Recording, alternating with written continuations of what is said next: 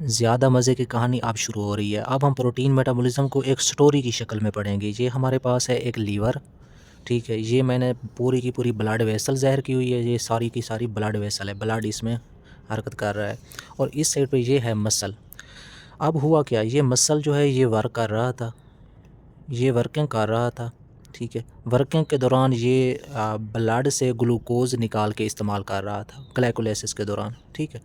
लेकिन हुआ यूँ कि ब्लड के अंदर ग्लूकोज़ का लेवल हो गया डाउन। जब ब्लड के अंदर ग्लूकोज़ लेवल डाउन हो गया तो इस मसल ने अब क्या सोचा, इसने देखा कि ब्लड के अंदर ग्लूकोज़ कम हो गया है। अब मैं ऐसा करता हूँ कि इस एलानिन को पकड़ता हूँ। एलानिन क्या है? एक अमीनो एसिड है। यानी अब इस मसल ने ग्लूकोज़ को पकड़ने की बजाय इसने एलानिन को पकड़ा है। क्यों पकड़ा है? क्योंकि ये वर्किंग कर रहा था, इसे एनर्जी की ज़रूरत है, इसने एनर्जी बनानी थी। तो जो ही एलानिन ये मसल अपने अंदर ले आया, तो अब इस एलानिन से बनानी है एनर्जी। लेकिन मैंने आपको बताया है कि कोई भी अमीनो एसिड तब तक एनर्जी नहीं बना सकता जब तक उस अमीनो एसिड में से NH2 ग्रुप को अलहदा ना कर दिया जाए। यानी सबसे पहले इससे NH2 ग्रुप जो है उसको अलहदा कराएंगे। इस NH2 ग्रुप को अलहदा करने का अमल क्या कहलाता है? ट्रांसअमाइनेशन, ठीक है? तो अलहदा किस तरह करेंगे? एलानिन का रिएक्शन कराएंगे, एलानिन कन्वर्ट होगा पायरोवेट में और इसका जो अमाइनो ग्रुप है वो अल्फ़ा कीटो ग्लूटारेट अपने पास ले लेगा। अच्छा, तो अब जब अल्फ़ा कीटो ग्लूटारेट ने इस NH2 ग्रुप को अपने साथ पकड़ा है, NH2 ग्रुप को अपने साथ लगाया है, तो अब ये अल्फ़ा कीटो ग्लूटारेट से ये ग्लूटामेट बन गया है, ठीक है? ये ग्लूटामेट बन गया है। और एलानिन से जब NH2 रिमूव होके इसके पास आया है तो अब ये एलानिन जो है ये पायरोवेट में कन्वर्ट हो गया। ये मैंने आपको पहले बताया है कि ये किस तरह कन्वर्जन होती है। लेकिन मैंने ये भी बताया है कि ये रिएक्शन जो है एक एंजाइम की मौजूदगी में होता है जिसको हम ट्रांसअमाइनेज बोलते हैं। उसका नाम है एलानिन ट्रांसअमाइनेज। एलानिन, AL से एलानिन, T से ट्रांसअमाइनेज। यानी एलानिन से इसने अमाइनो ग्रुप को ट्रांसफ़र कराया है, इसलिए इस एंजाइम को एलानिन अमाइनो ट्रांसफेरेज बोलते हैं, ठीक है? और इस प्रोसेस को क्या कहेंगे? ट्रांसअमाइनेशन। ट्रांसअमाइनेशन। ट्रांसअमाइनेशन क्यों कहा है? क्योंकि हमने अमाइनो एसिड से उसका अमाइनो ग्रुप जो है वो ट्रांसफ़र कर दिया है। अमाइनो एसिड से उसका अमाइनो ग्रुप किसी और मॉलिक्यूल को दे देने का अमल ट्रांसअमाइनेशन कहलाता है। अब जब पायरोवेट बन गया है तो पायरोवेट के पास दो रास्ते हैं। या तो पायरोवेट जो है TCA साइकिल के अंदर जाएगा और TCA साइकिल के अंदर जाके ये धड़ाधड़ ATP बनाएगा। और हमने एलानिन को लिया ही इसलिए था ताकि हम ATP बना सकें, क्योंकि मसल कर रहा था काम। मसल को ग्लूकोज़ मिल नहीं रहा था, ग्लूकोज़ का लेवल था थोड़ा कम। तो हमने सोचा चलो ग्लूकोज़ का लेवल कम है तो हम एलानिन को पकड़ के उसकी ट्रांसमाइनेशन कराते हैं और फिर पायरोवेट बना के इससे ATP हासिल करते हैं। लेकिन ये मसल जब काम कर रहा था इसके पास ऑक्सीजन भी लो थी। ग्लूकोज़ तो वैसे ही लो हो गई थी, लेकिन साथ में इसको ऑक्सीजन की भी डेफिशिएंसी हो गई। अब क्या होगा? अब एरोबिक रिस्पायरेशन की बजाय अनएरोबिक रिस्पायरेशन होगी। अनएरोबिक रिस्पायरेशन में पायरोवेट जो है वो TCA साइकिल में जाने की बजाय लैक्टिक एसिड में टूट जाएगा। इसका मतलब है अब पायरोवेट ATP भी बना सकता है, लैक्टिक एसिड भी बना सकता है। ATP तो ये मसल इस्तेमाल कर लेगा, ठीक हो गया। तो लैक्टिक एसिड आ जाएगा ब्लड के अंदर। आप पहले देखते हैं लैक्टिक एसिड क्या करता है, उसके बाद आ जाएंगे ग्लूटामेट पे। लैक्टिक एसिड ब्लड वेसल के अंदर आ गया है। इस लैक्टिक एसिड की अब हमें ज़रूरत नहीं थी। ये अगर ब्लड के अंदर इकट्ठा होता रहा तो इसने तो ब्लड का pH लेवल डाउन कर देना है, एसिडिटी काज कर देनी है। इसलिए इस लैक्टिक एसिड का पहले इलाज करें। तो ये लैक्टिक एसिड जाएगा लीवर के पास। लीवर तो बादशाह है ना, हर चीज़ को ये सेट करके रख देता है। तो लैक्टिक एसिड को ये कन्वर्ट कर देगा पायरोवेट के अंदर, ठीक है। और इस लैक्टिक एसिड को पायरोवेट में कन्वर्ट करने के लिए एक एंजाइम होता है लीवर के पास, लैक्टेट डीहाइड्रोजिनेज, DLDH भी बोलते हैं। ये कौन सा एंजाइम है? एल से लैक्टेट, डी से डी, एच से हाइड्रोजिनेज, लैक्टेट डिहाइड्रोजिनेज एंजाइम। ये सिर्फ लीवर के पास होता है। लीवर के अंदर ये लैक्टिक एसिड को पायरोवेट में कन्वर्ट करता है और पायरोवेट जो है ये वापस ग्लूकोज 6 फास्फेट में कन्वर्ट होता है। आपने ये पढ़ा था ग्लूकोज मेटाबॉलिज्म के अंदर कि पायरोवेट जो है वो रिवर्स जा सकता है ग्लूकोज 6 फास्फेट में। अब ग्लूकोज 6 फास्फेट पे एक और एंजाइम एक्ट करेगा, वो है ग्लूकोज 6 फास्फाटेज। ठीक है, कौन सा एंजाइम एक्ट करेगा? ग्लूकोज 6 फास्फाटेज। ग्लूकोज 6 फास्फाटेज, फास्फाटेज। ठीक है, ये ग्लूकोज 6 फास्फाटेज एंजाइम भी सिर्फ लीवर के पास होता है, इसके अलावा कहीं नहीं पाया जाता। तो ये ग्लूकोज 6 फास्फेट को ग्लूकोज में कन्वर्ट कर देता है और ग्लूकोज जो है ये दोबारा ब्लड के अंदर चला जाता है और ग्लूकोज का जो लेवल डाउन हो रहा था ये उस ग्लूकोज के लेवल को दोबारा अप कर देता है। तो इस प्रोसेस के दौरान देखें कि हमने एलानिन से कहानी शुरू की, घुमाते घुमाते हमने आखिरकार ग्लूकोज बना दिया। तो ये एलानिन से ग्लूकोज का बनना ये क्या कहलाता है? एलानिन से ये इस तरह घूम के ये ग्लूकोज का बनना ये ग्लूकोनियोजेनेसिस कहलाता है। Gluconeogenesis, GNESIS, gluconeogenesis. तो ये ग्लूकोनियोजेनेसिस का साइकिल भी आपको आना चाहिए। अब कहानी हमारी ये शुरू हुई थी कि पायरोवेट को या तो हम लैक्टिक एसिड में कन्वर्ट करके ग्लूकोज बनवा देंगे या फिर पायरोवेट से हम ATP बना लेंगे। लेकिन जो ग्लूटामेट बनना है जिसके साथ NH2 ग्रुप अटैच है, इसका क्या करें? इसको हमने ब्लड में लेके जाना है, फिर हमने लीवर के पास लेके जाना है, इसका इलाज करना है।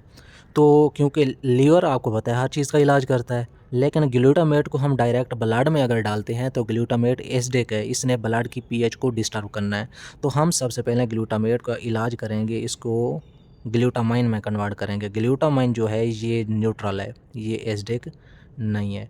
ठीक है, जब इसको ग्लूटामाइन में कन्वर्ट करेंगे तो कौन सा एंजाइम यहाँ आएगा? यहाँ एंजाइम होता है glutamine synthase. Glutamine synthase, synthase होता है बनाने वाला, ग्लूटामाइन को बनाने वाला एंजाइम ग्लूटामाइन सिंथेज कहलाता है। ठीक है, लेकिन ये NH2 ग्रुप फिर भी अटैच है इसके साथ, NH2 ग्रुप अटैच है, सिर्फ ग्लूटामेट जो एसिडिक था उसे न्यूट्रल बना दिया गया है। ठीक है, अब ये ग्लूटामाइन जो है इसका इलाज करेगा लीवर, इसको हम ले जाएंगे ब्लड के पास। ठीक है, अब ये ब्लड से होता हुआ ये जाएगा लीवर के पास। ठीक है, ये जो है ये ग्लूटामाइन आप पहुंच गया है लीवर के पास। हम लीवर की कोई मेहनत समाजत करते हैं कि यार इसका कोई इलाज करो, ये ग्लूटामाइन हमारे पास क्यों बन गया है? तो लीवर कहता है हाँ मेरे पास एक एंजाइम है। लीवर कहता है कि मेरे पास जो एंजाइम है वो है ग्लूटामाइनेज। ठीक है, ये ग्लूटामाइनेज जो है ये ग्लूटामाइन को ग्लूटामेट में कन्वर्ट कर देता है दोबारा। ठीक है, पहले हमने ग्लूटामेट को ग्लूटामाइन में इसलिए ट्रांसफ़र किया ताकि ग्लूटामाइन ब्लड के अंदर जब ये हरकत करे तो ये ब्लड की pH को डिस्टर्ब ना करे। ग्लूटामाइन को दोबारा हमने ग्लूटामेट में कन्वर्ट कर दिया। इस ग्लूटामेट के साथ भी NH2 ग्रुप ग्लूटामाइन के साथ भी अटैच है, NH2 ग्रुप ग्लूटामेट के साथ भी अटैच है, क्योंकि ये ग्लूटामाइन और ग्लूटामेट ये दोनों अमाइनो एसिड हैं। अमाइनो एसिड के साथ NH2 ग्रुप होता है। ग्लूटामाइन ये आपने पढ़ा है कि ये न्यूट्रल अमाइनो एसिड है, ग्लूटामेट एसिडिक अमाइनो एसिड है। ये अमाइनो एसिड के आपने नाम याद किए हुए होंगे। अब ग्लूटामेट को दोबारा कन्वर्ट कर दिया जाता है अल्फ़ा कीटोग्लूटारेट में। ठीक है, यहाँ एंजाइम होता है ग्लूटामेट डिहाइड्रोजिनेज। ठीक है, उसको बोलते हैं ग्लूटामेट डिहाइड्रोजिनेज। ठीक है, ये एंजाइम क्या करता है? ये ग्लूटामेट को अल्फ़ा कीटोग्लूटारेट में कन्वर्ट कर देता है। ग्लूटामेट अमाइनो एसिड है, अल्फ़ा कीटोग्लूटारेट जो है ये TCA साइकिल का इंटरमीडिएट है। तो इस दौरान ये अपना अमाइनो ग्रुप जो है उसे रिलीज़ कर देता है, NH2 ग्रुप, इसे NH3 की शक्ल में रिलीज़ कर देता है। अब मुझे गौर करना है कि एलानिन से एलानिन से जब NH3 रिमूव हुआ है, NH3 रिमूव हुआ है ये वाला, तो इसको हमने ट्रांस अमाइनेशन का नाम दिया है। क्यों? क्योंकि एलानिन से अगर NH3 रिमूव हुआ है तो वो जाकर किसी और कंपाउंड के साथ लगा है, वो इस कंपाउंड के साथ लगा है। लेकिन यहाँ जो NH3 रिलीज़ हो रहा है किसी अमीनो एसिड से, ये किसी कंपाउंड के साथ नहीं लग रहा, इसलिए इससे बोलते हैं ऑक्सीडेटिव डीअमाइनेशन। कौन सा नाम बोलते हैं? ऑक्सीडेटिव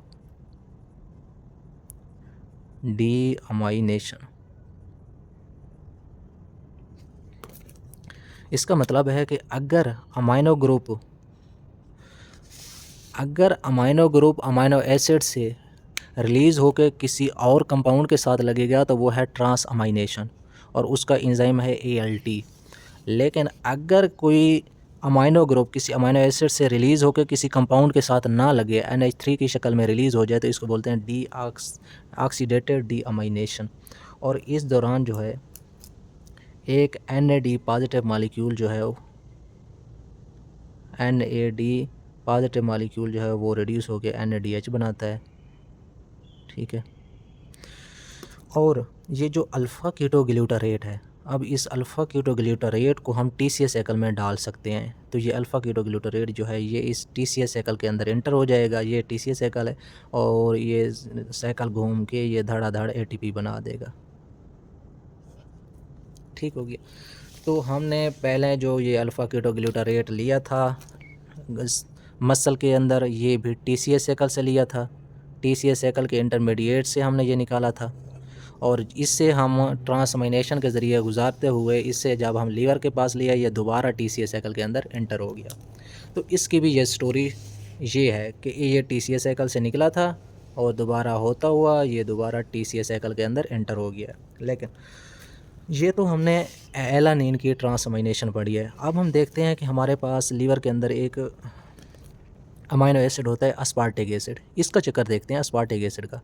अस्पार्टिक एसिड भी जब डीअमाइनेशन करेगा, ट्रांसअमाइनेशन जब करेगा, यानी जब अस्पार्टिक एसिड से हम एनर्जी बनाना की कोशिश करेंगे, तो सबसे पहले हम करेंगे कि इस अस्पार्टिक एसिड से किसी तरह NH2 ग्रुप रिमूव हो, क्योंकि किसी भी अमाइनो एसिड के मेटाबॉलिज्म के लिए ज़रूरी है कि उससे NH2 ग्रुप रिमूव किया जाए। तो इसका ग्रुप रिमूव करने के लिए भी हमारे पास ये अल्फ़ा कीटोग्लूटारेट आता है और ये अस्पार्टिक एसिड कन्वर्ट हो जाता है ऑक्ज़ालो एसीटेट में। और ये अल्फ़ा कीटोग्लूटारेट जो है इससे NH2 ग्रुप लेता है और ये ग्लूटामेट में कन्वर्ट हो जाता है। ठीक है, ये आपने ऑलरेडी पढ़ा हुआ है। ये हम अस्पार्टिक एसिड का अब मेटाबॉलिज्म पढ़ रहे हैं कि अस्पार्टिक एसिड किस तरह एनर्जी देता है। तो अस्पार्टिक एसिड ने NH2 ग्रुप दिया अल्फ़ा कीटोग्लूटारेट को और अल्फ़ा कीटोग्लूटारेट जो है वो कन्वर्ट हो गया ग्लूटामेट के साथ। ग्लूटामेट जो है ये NH2 ग्रुप भी रखता है। अब अस्पार्टिक एसिड ने खुद ऑक्ज़ालो एसीटेट में कन्वर्ट हो गया। ये ऑक्ज़ालो एसीटेट क्या है?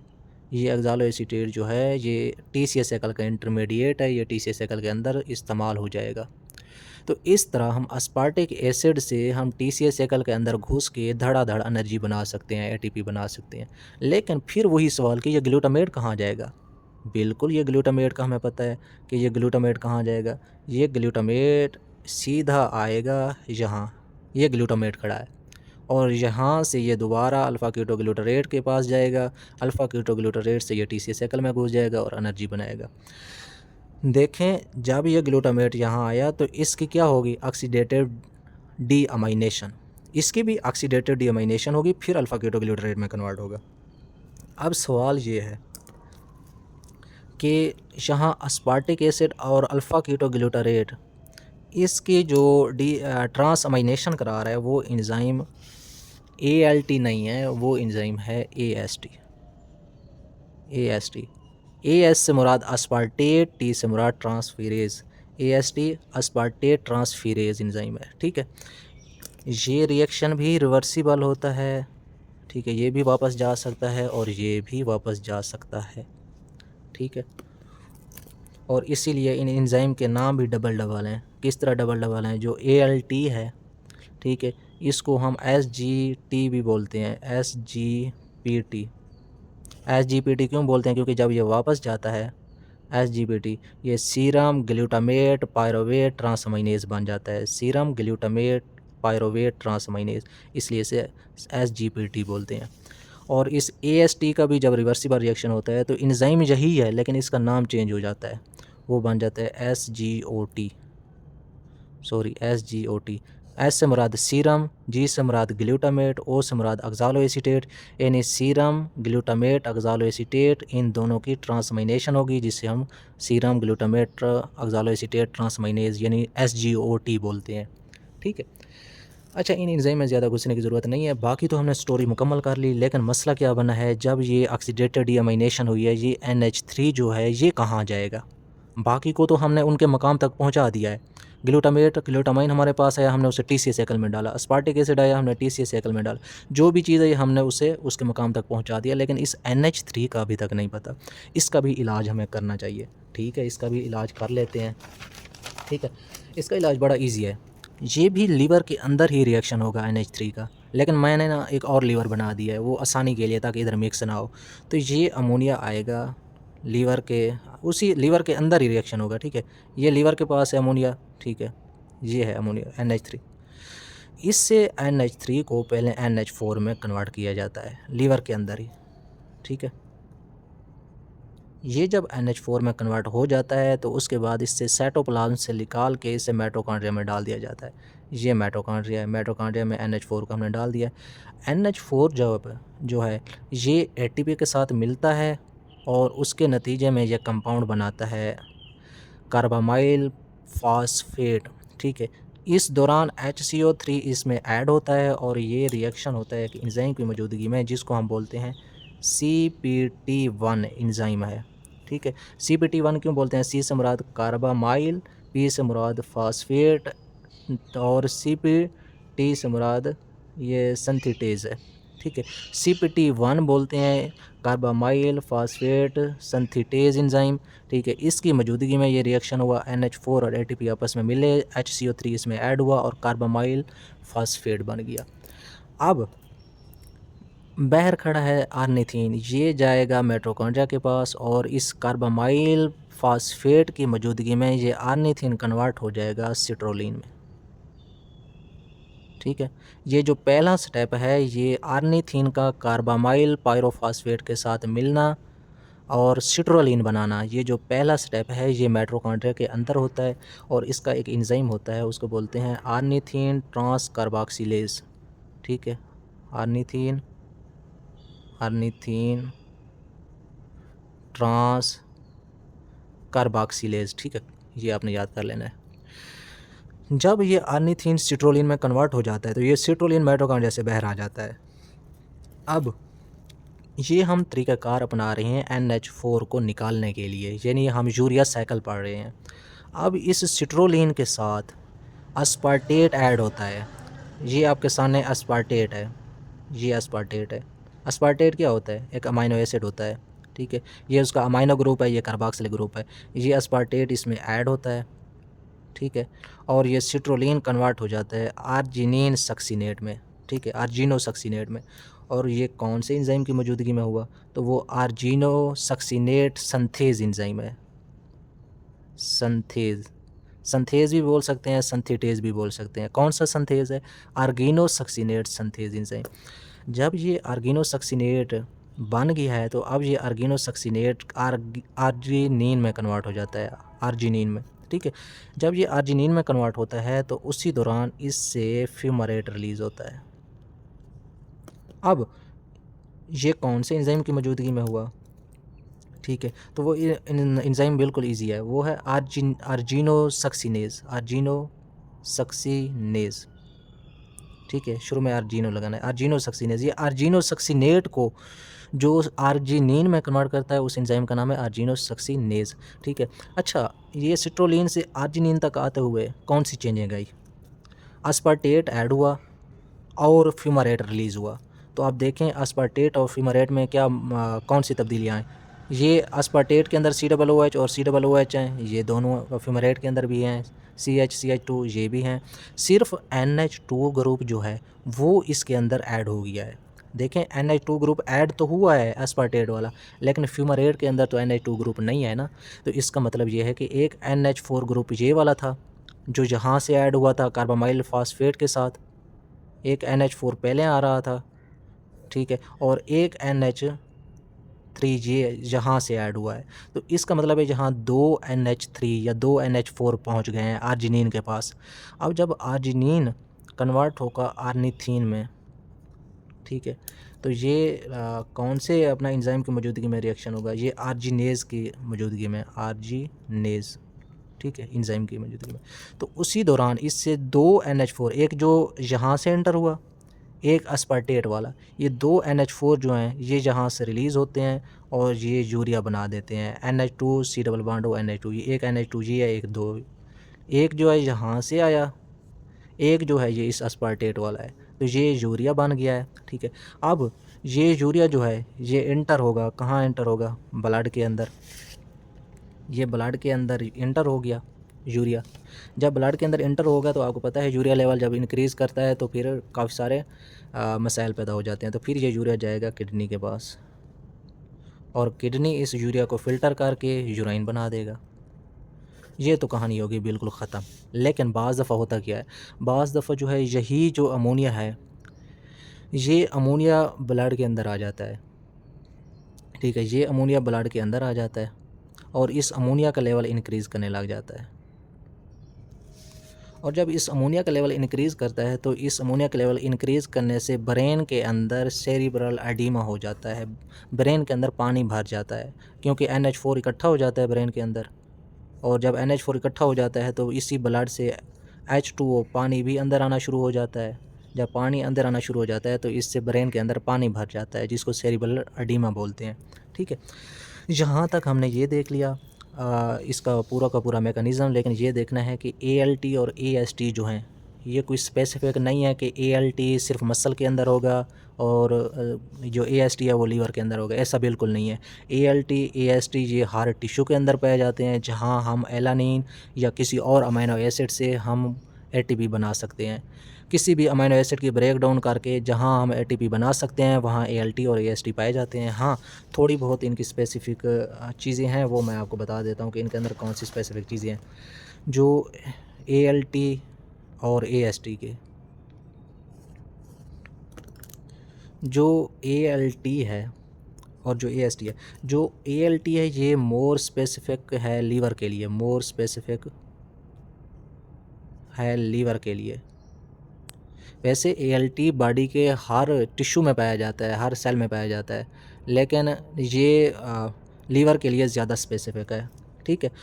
जो AST है ये ज़्यादा सेंसिटिव है, मोर सेंसिटिव है, ठीक है, क्योंकि ये AST ज़्यादा मिकदार में पाया जाता है तो ये ज़्यादा सेंसिटिव होता है। हाँ, कभी कभी हम जब ब्लड टेस्ट करते हैं तो हमें पता चलता है कि या तो AST का लेवल इंक्रीज़ किया खड़ा है या ALT का लेवल इंक्रीज़ किया खड़ा है। तो इसकी क्या वजह होती है? ब्लड के अंदर ALT या AST का लेवल इंक्रीज़ कर जाता है, हालांकि ALT तो मसल के अंदर था या लीवर के अंदर था या किसी और सेल के अंदर था, यानी ALT और AST थे तो किसी न किसी सेल के अंदर, तो ये ब्लड वेसल के अंदर कैसे घुस आए हैं? तो इसका मतलब है कि जहाँ ये सेल के अंदर थे वो सेल ऐसा इस तरह डैमेज हो रहा है, वहाँ से ALT निकल के ब्लड के अंदर आ रहा है और AST निकल के ब्लड के अंदर आ रहा है। तो जब हम ब्लड के अंदर AST और ALT का लेवल ज़्यादा देखते हैं, तो जब हम देखते हैं कि ALT का लेवल इंक्रीज़ किए खड़ा है ब्लड के अंदर, ठीक है, तो इससे हम अंदाज़ा लगाते हैं कि अगर ALT का लेवल इंक्रीज़ किया खड़ा है तो क्योंकि ये लीवर स्पेसिफिक है तो इसका मतलब है कोई वायरल हेपेटाइटिस है,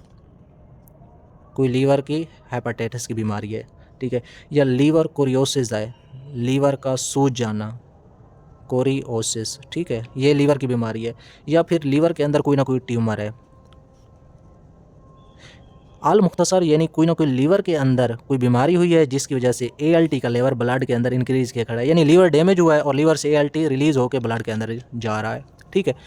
हाँ, लाजमी नहीं है कि ये लीवर के लिए ही हो, ALT और सेल के अंदर भी पाया जाता है, ठीक है। मसलन अगर मसल्स के अंदर ब्रेक डाउन हो, मसल्स अट्राफी हो, ठीक है, या मसल्स की कोई डिसऑर्डर हो, तब भी ALT का लेवल इंक्रीज़ कर जाता है, लेकिन ज़्यादातर लीवर डिजीज़ के अंदर इंक्रीज़ करता है। AST देखें, AST अगर ब्लड के अंदर ज़्यादा है तो इसका मतलब है कोई ना कोई मायोकार्डियल इन्फेक्शन होगा, दिल के कोई ना कोई मसला है, कार्डियक मसला है, मायोकार्डियल इन्फेक्शन है, या कोई वायरल हेपेटाइटिस भी हो सकता है, कोई मसल डिसऑर्डर भी हो सकता है, मुख्तलिफ तरह की बीमारियाँ हो सकती हैं, यानी कोई ना कोई सेल के अंदर डैमेज हो रहा है, इसी वजह से AST ने सेल को छोड़ के ब्लड में आना शुरू हो जाए, ठीक है। ये हमने ओवरऑल सारा का सारा जो मेटाबॉलिज्म ऑफ प्रोटीन है यहाँ तक डिस्कस कर लिया। ठीक है, बिल्कुल ईजी है, बिल्कुल स्टोरी नुमा है। ठीक है, आप याद कर सकते हैं सही तरह से। कोई क्वेश्चन हो तो वो ग्रुप में पूछ लीजिएगा। इसके अलावा पोर्फिरियाज जो है वो टॉपिक मेरे ख्याल से इतना आपके साथ रिलेट ही नहीं करता लिपिड प्रोटीन मेटाबॉलिज्म के साथ। अगर आप में से कोई बच्चा कहेगा तो वो भी मैं पोर्फिरियाज भी पढ़ा दूंगा। ठीक है, लेकिन पोर्फिरियाज में जाने की इतनी ज़रूरत नहीं है। ठीक है, जहाँ तक हमारा प्रोटीन मेटाबॉलिज्म कंप्लीट हो जाता है। मैंने एक चीज़ स्किप कर दिया है, वो है ग्लूकोज एलानिन साइकिल क्या होता है। ठीक है, ये आपने याद कर लेना है कि सबसे पहले मसल के अंदर ग्लूकोज की हो रही थी ब्रेक डाउन। ठीक है, ग्लूकोज से पायरोवेट बन रहा था। ठीक है, लेकिन ये पायरोवेट जो है ये एलानिन में कन्वर्ट हो सकता है। कब? जब इसके अंदर Na2 ग्रुप ऐड कर दिया जाए। जब ये एलानिन में कन्वर्ट हो जाता है तो एलानिन एक अमाइनो एसिड है, तो ये अमाइनो एसिड जाएगा लीवर के पास। लीवर जो है इसकी डी अमाइनेशन करेगा, यानी इससे अमाइनो ग्रुप निकालेगा। अमाइनो ग्रुप का निकलना डी अमाइनेशन कहलाता है। ठीक है, ये अमाइनो ग्रुप फिर यूरिया बना देगा। लेकिन जब एलानिन से अमाइनो ग्रुप निकलेगा तो फिर पायरोवेट बन जाएगा। जब पायरोवेट में अमाइनो ग्रुप ऐड होगा तो एलानिन बनेगा। जब एलानिन से अमाइनो ग्रुप निकलेगा तो पायरोवेट बनेगा। पायरोवेट दोबारा ग्लूकोज बना देगा। ग्लूकोज दोबारा ब्लड में आ जाएगा। ब्लड के अंदर ग्लूकोज दोबारा मसल के पास पहुँच जाएगा और इस तरह यह साइकिल चलता रहेगा। ठीक है, इस साइकिल का मकसद क्या है? इसको वैसे ग्लूकोज एलानिन साइकिल इसलिए बोलते हैं कि ग्लूकोज ऐड होता है मसल के अंदर, एलानिन रिलीज़ होता है और फिर एलानिन लीवर के पास चला जाता है। तो ये ग्लूकोज एलानिन साइकिल है। इसका मकसद क्या है? इसका मकसद ये है कि मसल के अंदर अगर कोई अमोनिया है, ठीक है, उसको उठा उठा के लीवर के पास ले आना। हर दफ़ा ये एक अमाइनो ग्रुप को मसल से उठाता है और हर दफ़ा ये अमाइनो ग्रुप को उठा के लीवर तक पहुंचाता है। लीवर फिर इस अमोनिया से यूरिया बनाता है और यूरिया जो है फिर किडनी के ज़रिए बाहर एक्सक्रीट किया जाता है। ये तब अमल होता है जब मसल के अंदर अमोनिया की मकदार बढ़ जाए। ठीक है, तो ये ग्लूकोज एलानिन साइकिल होता है ताकि मसल से इस अमोनिया को उठा उठा के लीवर के पास ले जाऊं, लीवर इससे यूरिया बनाए, यूरिया फिर जो है वो किडनी से रिमूव हो। तो ये होता है ग्लूकोज एलानिन साइकिल। इसके अलावा बाकी कोई ऐसा इंपॉर्टेंट टॉपिक नहीं है जो मैंने स्किप किया हो।